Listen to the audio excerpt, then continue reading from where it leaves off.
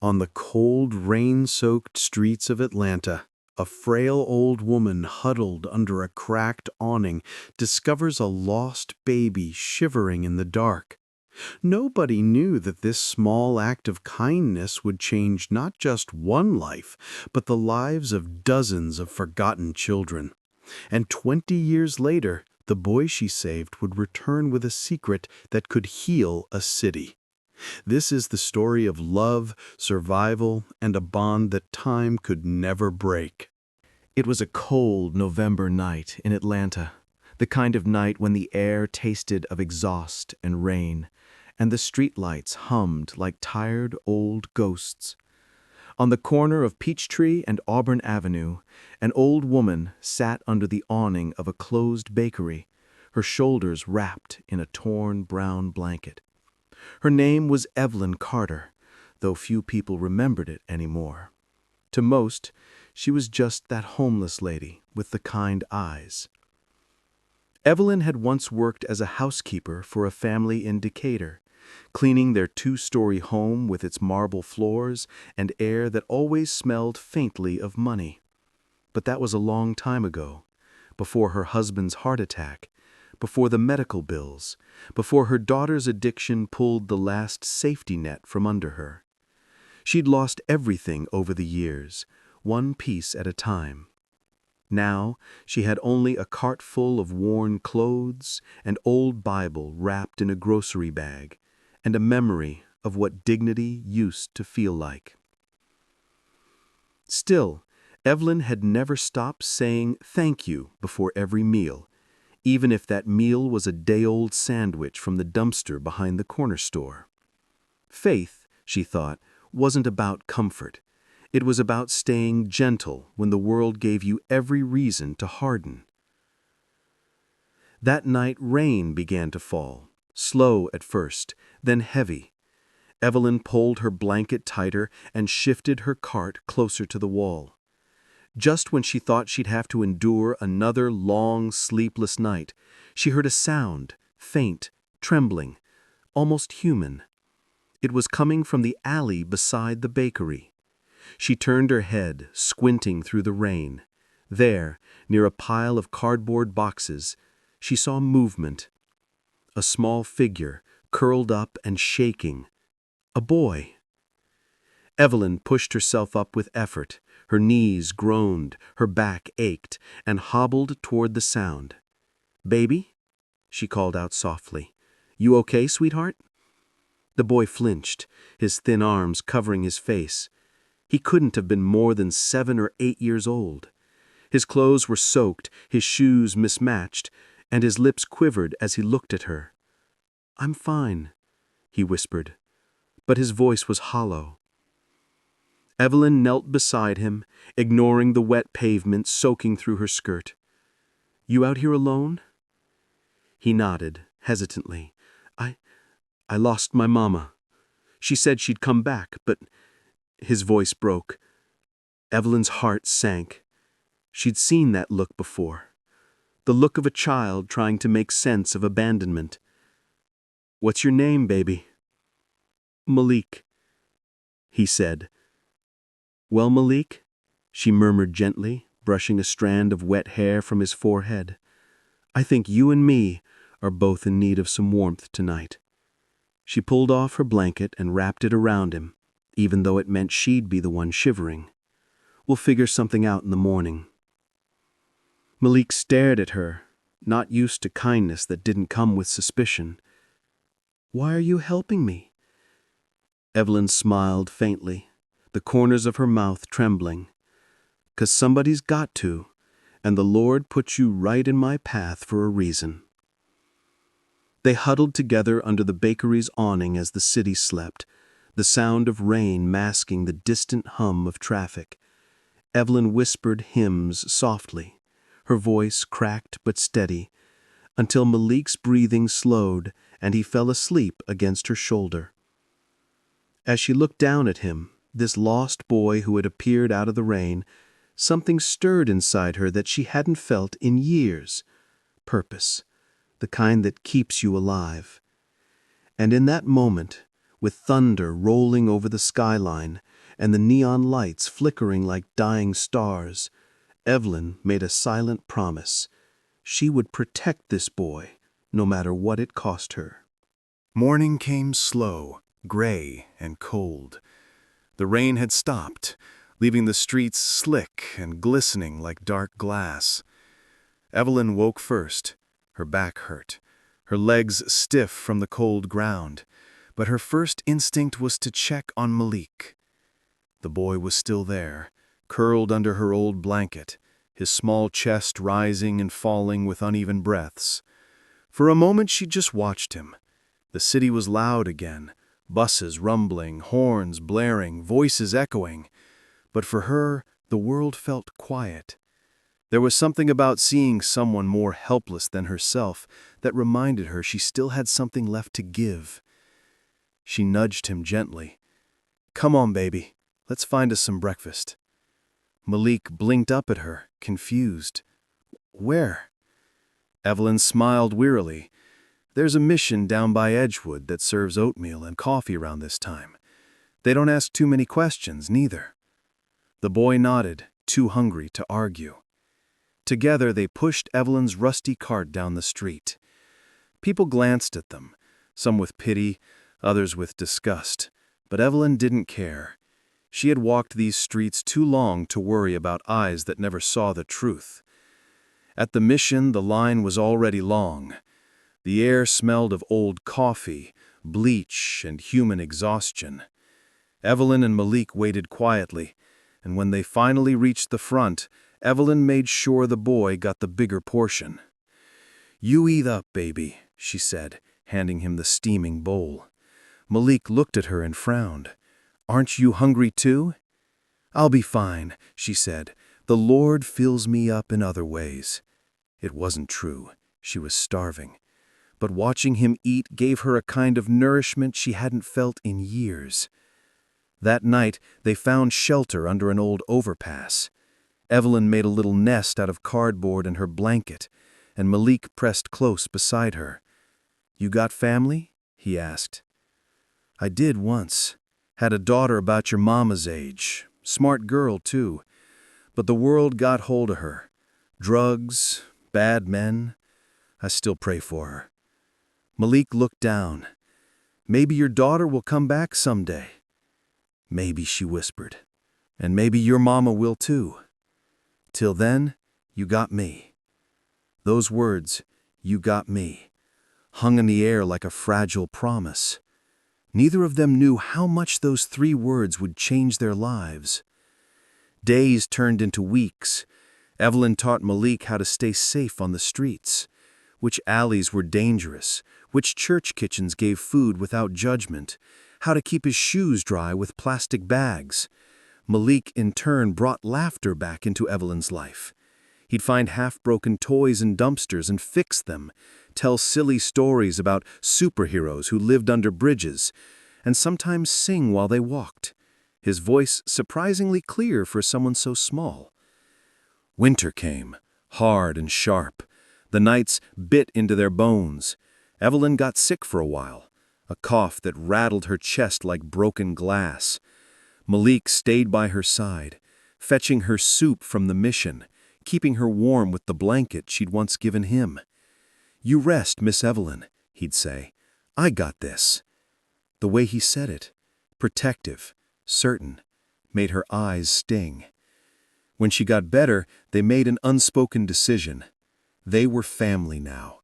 It didn't matter that they had no papers, no home, no blood connection. What they had was deeper, survival forged into love. One morning, as they watched the sunrise over the city skyline from their spot near the bridge, Evelyn turned to him. "You ever thought about going to school again?"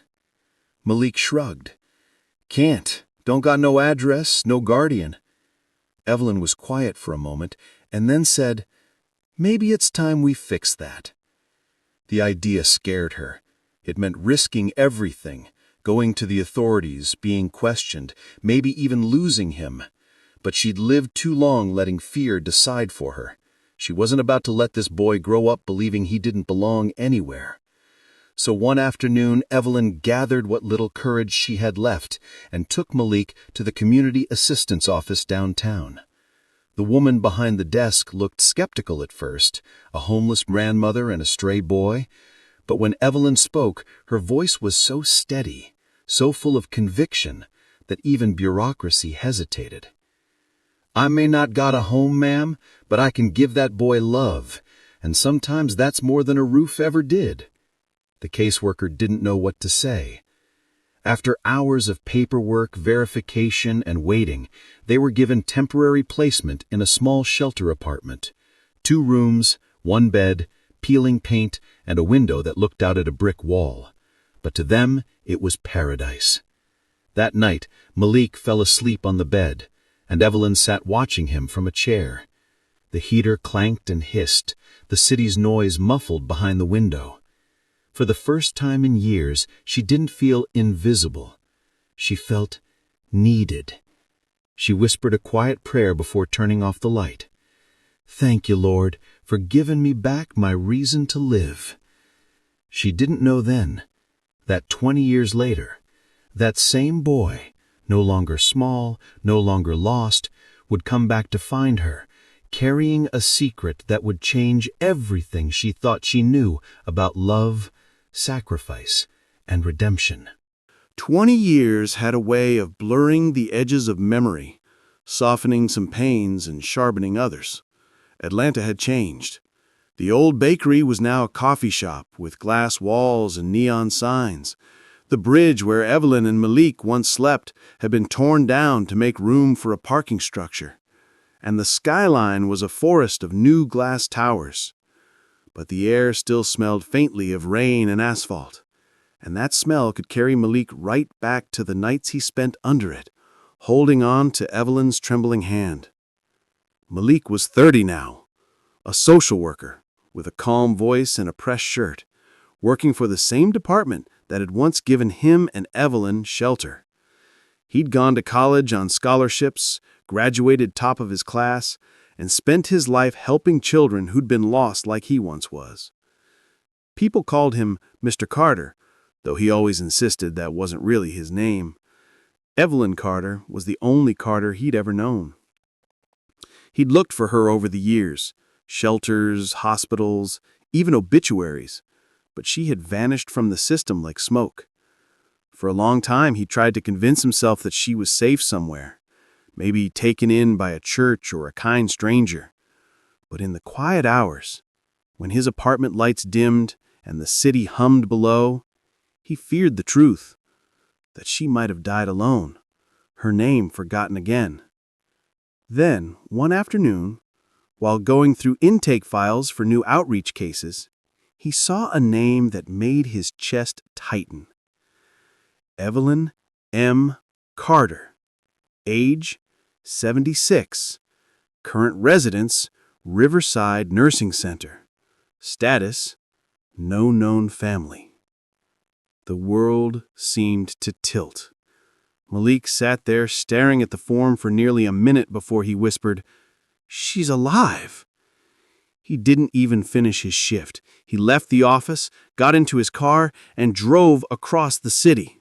Through neighborhoods he hadn't seen in years, past the bus stops and corners that once defined his childhood. The nursing home stood at the edge of town, surrounded by tall oaks and silence. It was a simple building, but the air carried that sterile sweetness of bleach and lilac-scented cleaner. At the reception desk, Malik's voice trembled slightly. "I'm here to see Miss Evelyn Carter." The nurse looked up, surprised.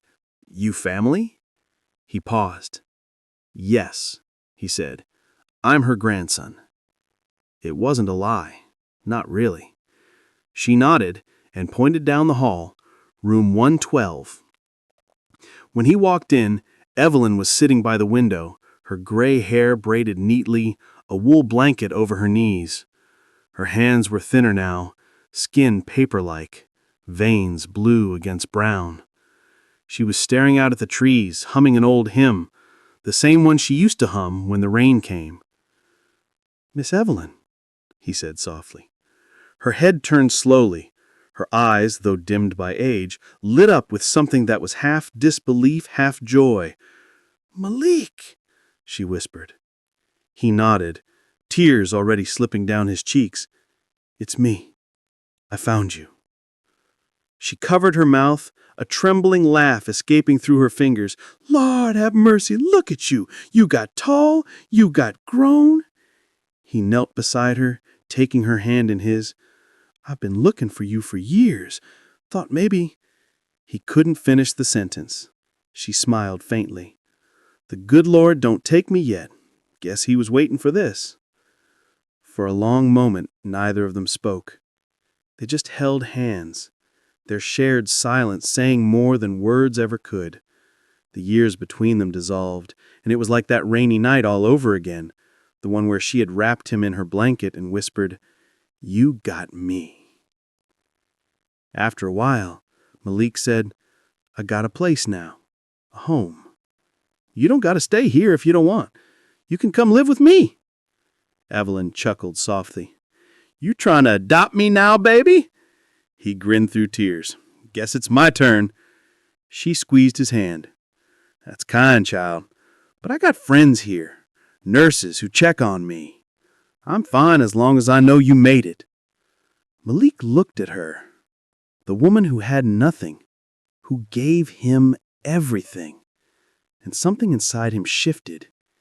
He'd planned this visit as a reunion, but now he realized he hadn't just come to see her. He'd come to tell her something. Something he'd been holding for years. "Miss Evelyn," he began quietly, his voice trembling, "there's something I need to tell you. Something I never knew how to say." Evelyn studied him closely, sensing the weight in his tone. "Go on, baby." He hesitated, his throat tight. "When I started working for the department, I went through some of the old files. They had reports from that winter, the year you found me. Turns out, my mama didn't lose me by accident. She left me." Evelyn's breath caught. "She was found a few weeks later, overdosed in a motel. She left a note, said she couldn't feed me, couldn't care for me, but she prayed someone would. And the Lord sent you to me that night," she whispered. Malik nodded. "I used to wonder why her, why me, why all that pain, but now I think maybe all of it was just leading me to you." Evelyn's hand reached up to his cheek. "Don't you ever doubt that, child. You were meant for love, always were." He leaned into her touch, and for the first time since boyhood, he felt like the scared little boy she had once saved. But then Evelyn smiled a different kind of smile. Soft, knowing, almost secretive. "Funny thing is, Malik," she said, her voice fading to a whisper, "I got something to tell you too. Been holding it for a long time." Malik looked at her, startled. "What do you mean?" She took a shaky breath. "That night I found you, you weren't the only one who was lost." Malik froze, his breath caught somewhere between fear and confusion. "What do you mean?" Evelyn turned her gaze back toward the window. The winter light filtered through thin curtains, washing her face in soft gray. "There's something I ain't never told nobody," she said slowly. "Not the caseworker, not the pastor, not even you. I carried it quiet, 'cause some pain ain't meant to be passed around like gossip." Malik leaned forward, heart pounding. "You can tell me, whatever it is." She was silent for a long time. The ticking of the clock filled the room, each second dragging like wet feet through memory. Finally, she whispered, "The night I found you, I wasn't just looking for a place to sleep. I was running. Running from what? From the police, from myself." She gave a small, bitter laugh. "My daughter, Laverne, she was gone by then, lost to the streets, like I told you. But what I didn't tell you was, she had a baby before she disappeared. A boy." Malik frowned, not yet understanding. I only saw him once. She came to my door one night, skinny as a rail, eyes wide and scayed, said she couldn't keep the baby no more. I begged her to stay, to let me help, but she ran off again. I went looking for that child for months, asked every shelter, every hospital. Nothing. I thought I'd lost him forever. She turned her head slowly, her old eyes glistening. Then, one night, years later, I found a boy in an alley, curled up in the rain, name of Malik.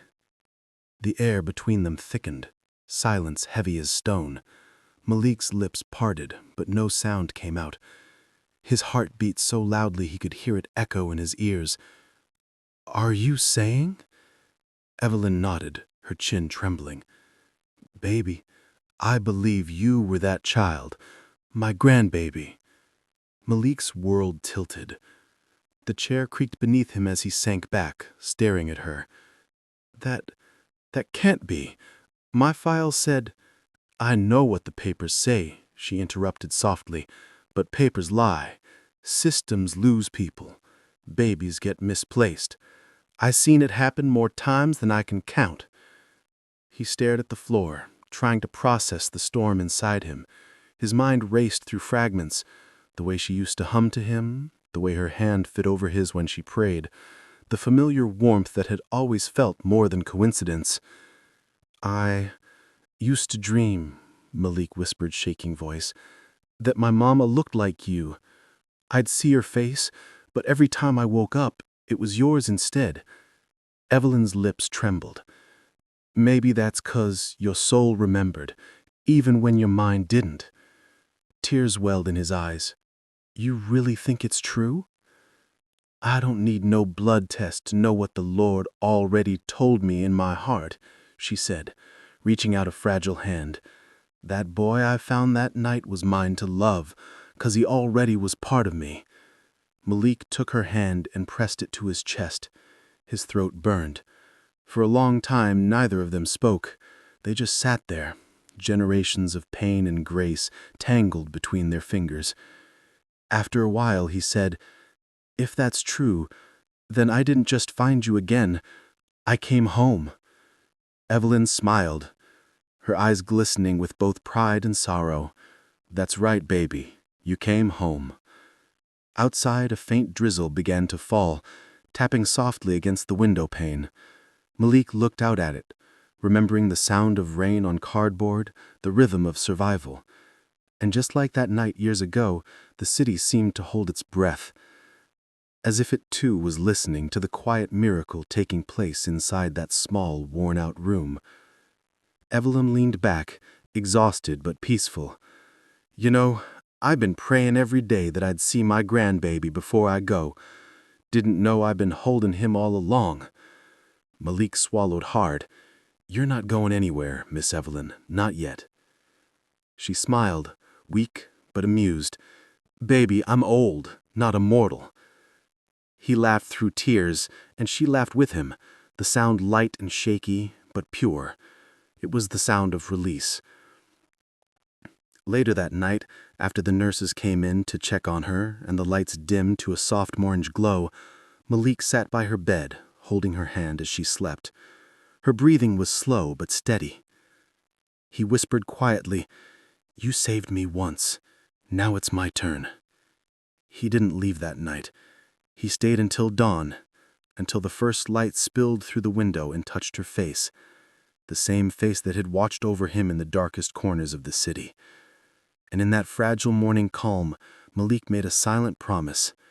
He would take care of her the way she had taken care of him, with patience, faith, and love fierce enough to outlast the coldest nights. The next few days passed like a dream neither of them wanted to wake from. Malik began visiting every afternoon after work, bringing Evelyn her favorite peach yogurt cups, crossword puzzles, and sometimes just silence. The kind that only exists between people who no longer need words to prove love. He learned her routines, the way she liked her tea lukewarm, the way she always saved half her biscuit in case someone else needed it later, and how she hummed gospel songs under her breath whenever the nurses took too long to answer a call light. It didn't take long before Malik realized he couldn't just keep visiting. He wanted her home. Not a sterile room that smelled of disinfectant, not a schedule built around medication times. Home. So one Friday, he spoke to the administrator, filled out endless forms, and used every contact he had. Within 2 weeks, Evelyn Carter, once homeless, once forgotten, was moving into a small, sunlit apartment on the south side of Atlanta, paid for by Malik. When he wheeled her through the front door, her eyes widened. The walls were pale yellow, the air smelled faintly of cinnamon candles, and there was a small table by the window where a Bible already waited. "Malik," she whispered, hand over her heart. "This is mine?" He smiled. "Ours." She reached out and touched his cheek. "You really went and made me a home." He laughed softly. "You made me one first." They settled into a rhythm that was both new and familiar. In the mornings, Malik made her oatmeal, the good kind with brown sugar and peaches. They watched the news together, though Evelyn always said, "Too much badness for one morning," and switched it off halfway through. In the afternoons, Malik read aloud from books, sometimes the Bible, sometimes novels about families finding their way back to each other.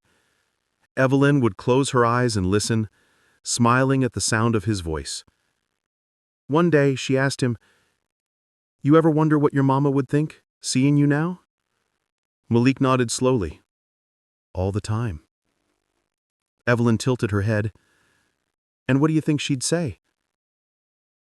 He thought for a moment, then said, "I think she'd say, 'Thank you for what you did, for what you are.'"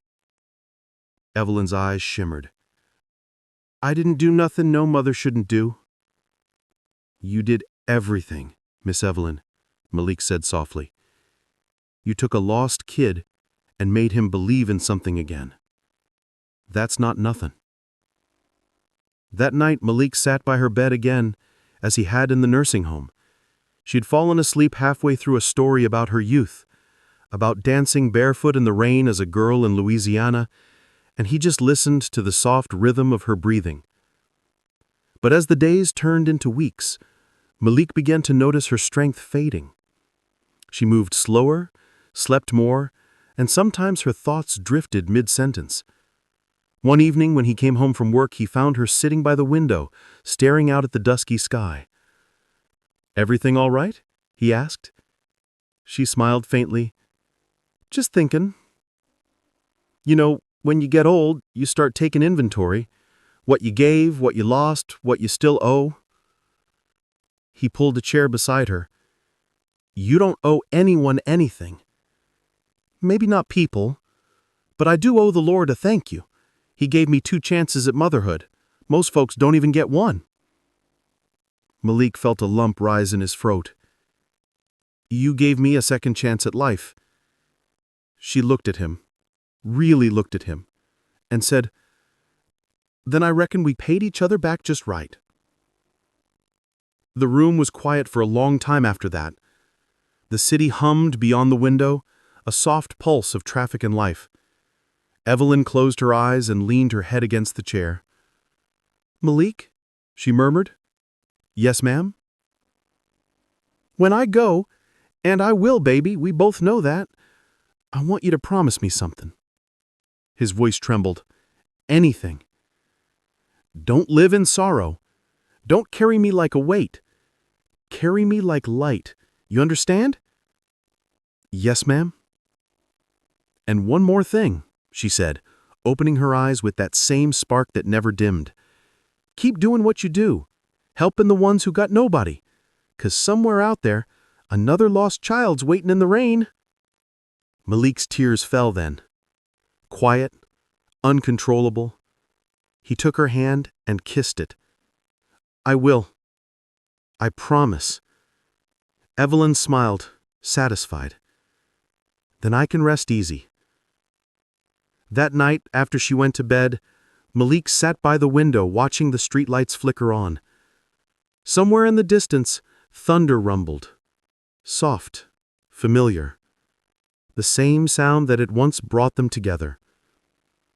He thought about how strange life was, how something broken could still become whole, how a chance meeting on a rainy night could turn into family.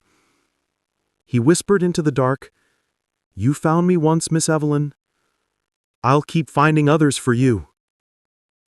And as if the world heard him, a warm breeze swept through the half-open window, carrying with it the faintest smell of rain. When Malik arrived at the nursing home on the west side of Atlanta, he carried nothing but a duffel bag and a heart full of guilt. The building smelled faintly of bleach and soft peach perfume, the kind old women wore in church on Sundays. He hadn't seen Evelyn in almost 6 months. Work had kept him away, or so he told himself, but the truth was simpler. He didn't know how to face her. When he walked into her room, sunlight spilled through the half-open blinds and painted soft gold across her dark, wrinkled skin. She was thinner now, her hair a gentle halo of silver curls. But when she looked up and saw him, her whole face bloomed with the same warmth he remembered from the streets 2 decades ago.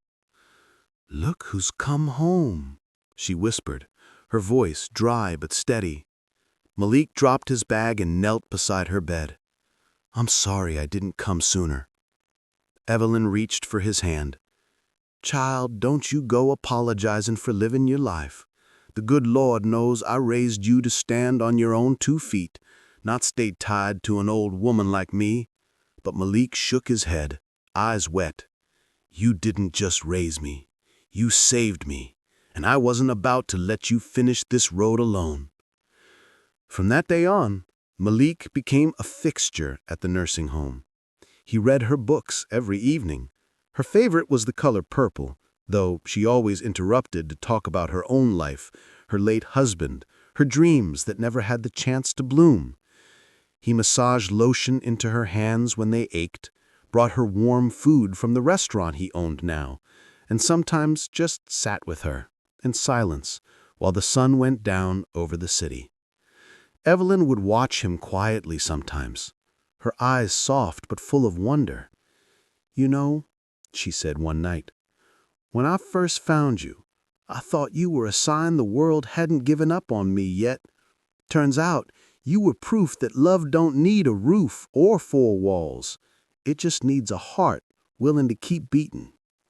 Malik smiled through his tears. "You gave me mine." The months passed gently, the way a candle burns when there's just a little wax left. And though Evelyn grew weaker, she never lost that spark. She'd hum gospel tunes under her breath while Malik made tea, or scold him for working too hard at the restaurant. "Don't forget to live, boy. Don't let the world make you forget what matters." One night, as autumn crept back into the city, Malik found her sitting by the window, her hands resting in her lap. She looked peaceful, too peaceful. He rushed to her, heart pounding, but when he touched her shoulder, he realized she was already gone. For a long time, he didn't move. He just held her hand, the one that had once reached out to a lost boy in the rain. Later, when they laid her to rest, Malik stood by her grave with dozens of people from the neighborhood, people she'd helped, fed, listened to. Each had a story about Miss Evelyn, the woman who gave when she had nothing. Malik said nothing at first. Then he whispered, "You didn't just save me. You saved a piece of this city, too." And as he walked away, a warm breeze stirred the air, soft and steady. It carried the scent of rain and jasmine, Evelyn's favorite flower. Malik smiled. He could almost hear her voice again. "Love don't end, baby. It just changes its form." After Evelyn passed, the apartment felt impossibly empty. Every corner held a memory. The small wooden table where they'd eaten breakfast, the threadbare armchair she loved, the stack of books she'd annotated with her careful handwriting. Malik walked through the space slowly, touching each object like it carried a heartbeat. He didn't cry much, at least not in front of the neighbors who peeked curiously, but inside, a storm raged. He thought about the boy she had found in the rain so many years ago, and how that boy had grown into a man capable of building a life, thanks to her unwavering love. Malik made a decision that very night. He couldn't let her story end here. The streets of Atlanta were still full of lost children, kids with hollow eyes and cold hands, and he would become a conduit of the same compassion Evelyn had poured into him. The next morning he went to the community center where he had once volunteered, and he pitched an idea: a safe space for homeless children, a place with warm meals, books, and someone willing to listen. He named it Evelyn's House. Some of the staff were skeptical, resources were tight, funding was scarce, but Malik's conviction was unshakable. Ms. Evelyn taught me one thing: you don't wait for the world to care. You step up and care yourself. If one child gets a chance to feel safe tonight because of what she taught me, it's worth everything. Slowly, Evelyn's house took shape. The walls were painted bright yellow, the floor polished, and the windows wide enough for sunlight to flood the rooms. Malik brought in volunteers, tutors, even a few musicians to teach lessons and give the children moments of joy they'd never known. Word spread quickly. Soon, kids who had lived on the streets, children forgotten by foster systems and broken families, started arriving. Some were wary, some aggressive, but all recognized the warmth and gentleness in Malik's voice, the same warmth Evelyn had once shown him. One rainy afternoon, Malik stood by the window, watching a small boy in a soaked hoodie huddle near the playground fence. He knelt down and held out his hand, remembering the fear in Malik's own eyes decades ago. "Hey there," he said gently. "You okay?" The boy looked up, trembling, and Malik saw something familiar: loss, uncertainty, and hope, all tangled together. He smiled. "You don't have to be alone. Come on inside." And just like that, the cycle continued. The lessons Evelyn had taught in whispers and hymns on cold concrete streets were now being passed down, louder and wider, through Malik's every action. He watched the children learn to trust again, to laugh again, to feel the warmth of someone who cared. One evening, as Malik locked the doors and the last child waved goodbye, he walked to the corner of the playground and looked at the sky. Thunder rumbled softly, and the wind carried the faint scent of rain on asphalt. He whispered, almost to himself, "Thank you, Evelyn. You showed me what it means to love, and I'll never stop." That night, he found himself humming the old hymn she had sung to him, a song of resilience, faith, and quiet miracles. And for the first time since her passing, the apartment felt full, not just with memories, but with the living legacy of a woman who had once taken a lost boy in the rain and shown him how to come home. Malik woke early that morning, before the city had fully stirred, and walked through the quiet streets of Atlanta. The city was alive with the hum of traffic and distant sirens. Yet in that hour, it felt almost sacred, empty enough to breathe, familiar enough to remember. He carried a small notebook in his jacket pocket, the pages filled with plans for Evelyn's house and ideas for outreach programs, scholarships, and mentorship. Every step reminded him of her, The shivering warmth of the alley, the gentle firmness of her hand, the quiet words of faith that had carried him through nights when the world felt impossibly cold. He realized that her legacy wasn't just the shelter, the meals, or the books. It was the lesson she lived every day, that even in poverty, even in loss, love could be unwavering. At the community center, Malik greeted the children who had already begun arriving. Some hung back, hesitant, but he knelt down to meet them at eye level. He remembered how he had once flinched from strangers, how every adult felt like a potential threat. Now he could offer safety, attention, and kindness in a way that was patient, deliberate, and lasting. Over time, Malik began taking in older teens, helping them with GED programs, teaching them how to apply for college, even bringing in small business owners to mentor those with ambitions beyond survival. He remembered the hopelessness he had felt as a child, and he refused to let another kid feel that same emptiness. One evening, after the center had closed, Malik stayed behind, sitting on the steps as the city's lights flickered in the wet streets. He pulled out the notebook and reread a page where he had scribbled Evelyn's words, "Keep doing what you do.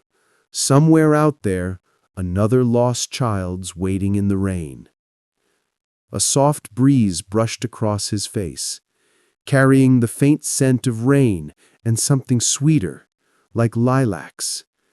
He closed his eyes and whispered, "I hear you, Miss Evelyn. I won't stop." As the weeks turned into months, Malik's work expanded. He partnered with other shelters, brought in local artists to teach crafts and music, and created programs that targeted both emotional and practical needs. Yet for all the accomplishments, the driving force remained personal. The memory of Evelyn, the woman who had given everything she had to a boy with nothing. One night, as Malik prepared for bed, he paused to look at the framed photograph he had placed on his dresser. Evelyn, smiling, wrapped in the same brown blanket she had once given him. He traced her face gently with his finger and whispered, "You saved me once. Now I'm saving them, and it's all because of you." For the first time, he realized that his own scars had become bridges, that his past didn't only carry pain, it carried the map of how to love and protect the lost. The city still had its shadows, but with Evelyn's spirit guiding him, Malik could light even the darkest corners, one child at a time. And in the quiet of that apartment, surrounded by papers, books, and memories, Malik finally understood something that had been growing inside him for years. Love, when given freely, never truly ends.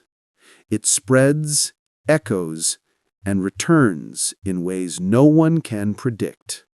The first winter after Evelyn's passing was harsh. Snow came early that year, blanketing the streets with a biting cold that made Malik's childhood memories ache. But this time, he was not alone. Evelyn's house had grown into a small community, a place where children found warmth, meals, and someone who would listen without judgment. One evening, Malik noticed a young girl sitting on the curb outside the center, hugging herself tightly, shivering in thin clothes. Her eyes were wide with fear, the kind of fear that comes from having nowhere to go for weeks. Malik approached slowly, hands visible, voice soft. "Hey there," he said gently. "Are you lost?" The girl shook her head, tears glistening in her eyes. I don't have anywhere to go." Malik's chest tightened. He remembered himself at her age, wet and scared in the alley, and he knew exactly how fragile a child's hope could be. "Come with me," he said, offering his hand. You're safe now." Inside, the children were already gathered around the small heater, sharing blankets and cocoa. Malik placed the girl on a chair, wrapped a blanket around her shoulders, and offered her a warm mug. She hesitated, then sipped slowly, eyes wide as the warmth spread through her hands. "You know," Malik said quietly, kneeling beside her, "someone once did the same for me. A lady, Evelyn Carter. She found me in the rain, gave me food, and taught me that love could exist even when the world felt cruel. You're going to find that too, right here." The girl looked up, and for the first time that evening, she smiled. A small, fragile smile that made Malik's chest ache. Over the next weeks, Malik made sure every child who walked through Evelyn's house felt that same warmth. Some needed tutoring, some just needed to be listened to. Others had scars deeper than the walls could hide. But Malik treated each one with the patience and tenderness Evelyn had shown him. One night, after everyone had gone home, Malik stood by the window looking out over the quiet city. Snowflakes drifted lazily against the streetlights. He whispered to himself, "This is what you wanted, Miss Evelyn. The lost kids are no longer alone. They have a home and they have hope." And, as he watched the city, he could almost hear her voice carried on the wind. "Love don't end, baby. It just changes its form." Malik knew that every act of kindness he gave in her name was a continuation of her life, a bridge between the lonely past and the hopeful future. The children thrived, stories of Evelyn's compassion spreading through whispers and small miracles. Her legacy, once confined to the warmth of one old woman, now lived in the hearts of dozens of children who would remember, pass it on, and carry it forward. The streets of Atlanta, once harsh and unyielding, began to feel a little softer that winter, as though her spirit had woven itself into the city's heartbeat. And in that quiet pulse, Malik felt her near, not as a ghost, but as a living presence, guiding him, reminding him that love, once sown, could grow beyond all barriers. Years passed, but Malik never forgot the lessons Evelyn had given him. Every time a child found their way to Evelyn's house, every time someone who had once been lost now smiled with hope, he felt her presence, quiet, steadfast, and guiding. One spring evening, Malik stood in the yard outside the center, watching children run through puddles from a sudden rainstorm. Their laughter echoed against the brick buildings and alleys, a melody he knew well.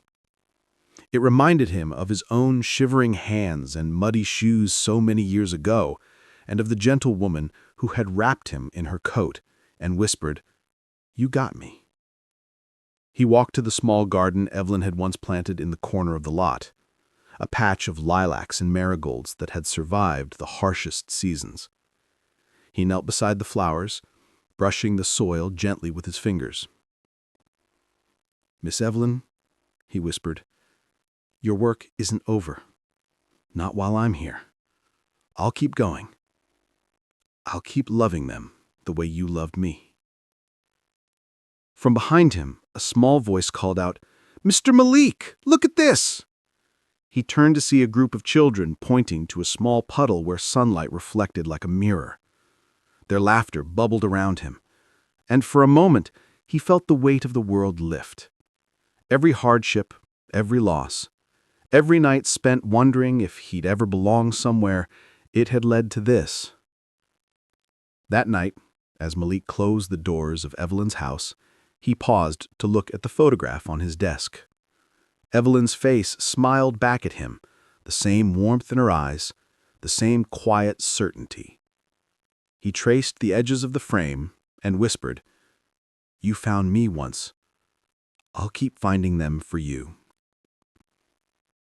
And somewhere, in the gentle hum of the city, a breeze carried the faint scent of rain and lilacs, a reminder that love never truly ends. It simply changes its form, flowing through hearts and hands and growing stronger with each act of care. Malik returned to his desk and opened his notebook, filling its pages with plans, sketches, and dreams. Every line was a promise, every word a tribute. He had once been a lost boy in the rain, and now he was a man who could transform the lives of countless children. Evelyn's gift had come full circle. And in the quiet of that apartment, amidst the warmth of books, laughter, and memories, Malik finally understood the truth she had lived.